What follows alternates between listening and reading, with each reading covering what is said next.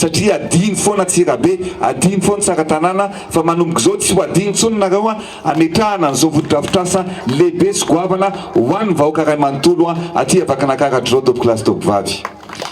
Isan'ny velorano nataon'ny filohan'ny Repoblikan'i Madagasikara tamin'ny vahoaka malagasy ny ampisitrahana herinaratra ho an'ny rehetra, isan'izany ireo mponina ao amin'ny faritra Vakinankaratra. Zava-dehibe iankinan'ny fampandrosoana ny fampisitrahana herinaratra ho an'ny rehetra.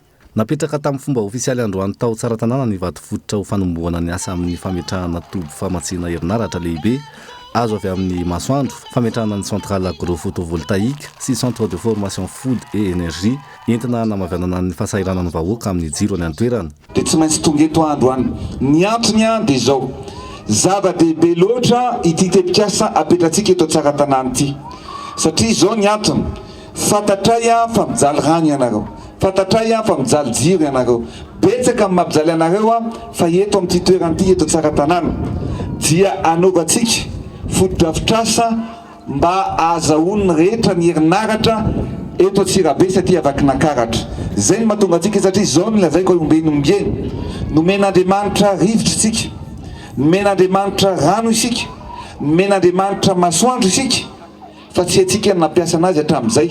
Fa tonga eto amin'ity toerana ity isika dia metraka an'izao parka na panneau solaire ngeza be, goavana be zao, satria efa mirefy 10 hectares ny toerana ametrahana anazy dia azahoantsika herinaratra azo avy amin'ny masoandro, amatsiana ny Antsirabe Ray Manontolo ary tsy adiny amin'izany ianareo rehetra eto Tsaratanana azo avokoa.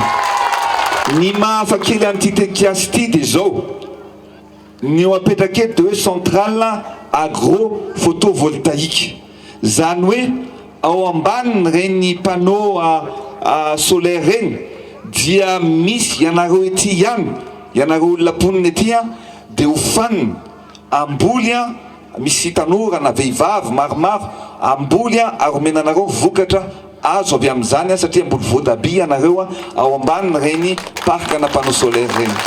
Fanamby lehibe apetraky ny fitondram-panjakana ankehitriny ny hamahana ny olana ianan'ny vahoaka iny fotony. Isitraka ity tetikasa ity ireo mponina ao amin'ny faritra Vakinankaratra sy ny manodidina, miasa tsy mitsahatra ho amin'ny fampandrosoana ny Antsirabe.